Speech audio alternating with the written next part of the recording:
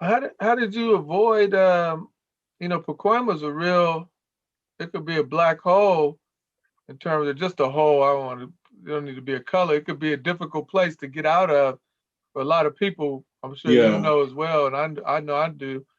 Um, how did you sidestep the temptations of hustling? That was major there. I mean, there's legendary people who come through there hustling, and the gangs, from Pacoima Flats and the Pyrus and the OVGs, and like, and all these people really know each other. Really, that's the funny part is people are very familiar in that Right. area. All families. Right. And how did you dodge Yeah. that? How did you slide through without being caught up? I mean, I would say I'm lucky, I'm blessed, because I dibbed and dabbed a little in all of that growing up there. Just something that's so what I want available for you. And I was just blessed to be able to walk the line, another line, and especially learn, being starting to get into hip hop, kind of kept me, swayed me away from all that. And then certain people in my life saw that and they made sure that I stayed over there Mm. and I avoided some things. And they would tell me to go to the studio and get out of here, basically. And so that helped me a lot. Then I met a man named Scotty D. He owned a place called the Fila Shop, on Van Nuys and Glen Oaks in Pacoima. And they made sweatsuits, like custom made sweatsuits with Fila on them and Gucci and all this stuff, right? And all the ballers used to go in there. And I went in there one day and I rapped for him. And he told me DJ Pooh was coming down to the shop the next weekend. Okay. He said, come back on Saturday. My boy DJ Pooh from Uncle Jam's Army bringing his turntables. So I came back down and man, this pretty much started that day to where I was like, I don't want to gang bang. I don't want to be part of this life. And I just totally left that alone and was like, this is what I want to do. And that's where it started. I mean, he was from Compton. He came and opened a shop over in Pacoima and got nothing but love.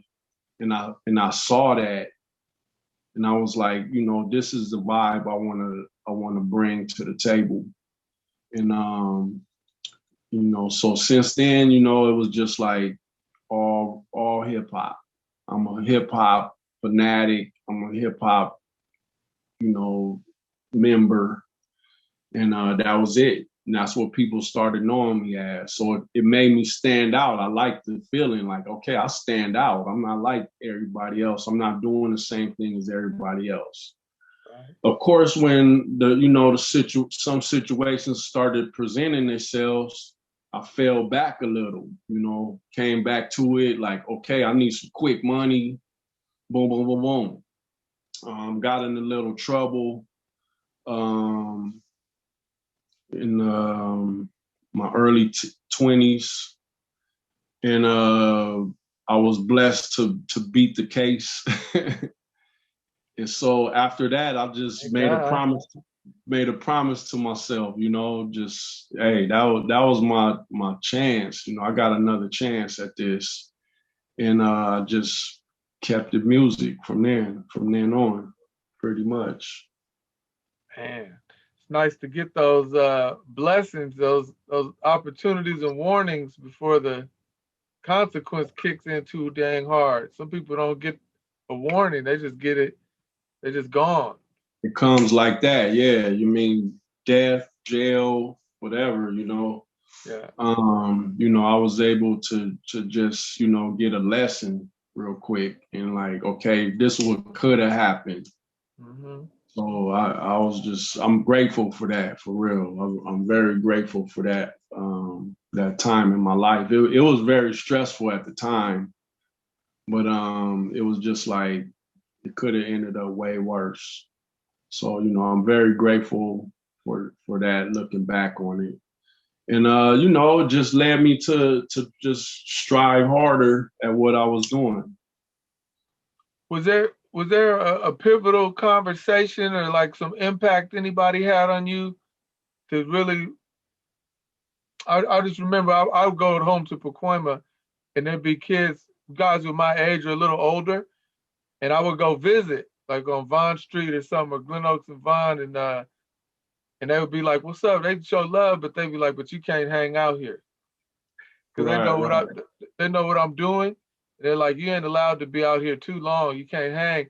Was there people who steered you away, or were like, gave you like let you know you had something more to do, or any Yeah, impact yeah, like that? absolutely. So, I mean, most people by then they just knew me as a rapper, J. Roll.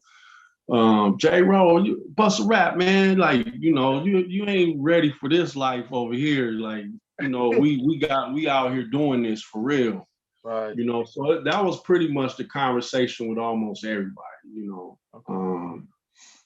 So it was basically, you know, I would say the judge gave me the best words, you know, gave me that chance, was like, okay, I'm gonna let you, if I see you back in here again, I'm throwing the book at you. It was basically that kind of conversation where she was like, I think you're a good kid and you have a lot of potential. So I'm gonna give you this chance. Woo. And that was a big one. Uh, Once again, Scotty D, he would take me out to Compton and Long Beach. And this is like 87, 88, 86. Was going down out there. And when that really was a lesson also, because when I saw that lifestyle, I didn't want no parts of it. When he took me to Compton the first time, he left me in the car. He's like, Where I'll were be you? right Where back. were you at? Were you at the projects or school, or where were you? Where were you sitting? It was in the neighborhood, man. I don't remember exactly what neighborhood it was, but he just left me in the car. He ran in the house, and I looked around and I saw what was going on. It was like wild. It was wild, wild, wild west. Wow. Something I had never seen before. And at that moment, I remember I said, I don't want no parts of this. Mm. No parts of this at all. I don't want to be out here like this because I see where it ain't cool. And that's the day I really decided to be an MC.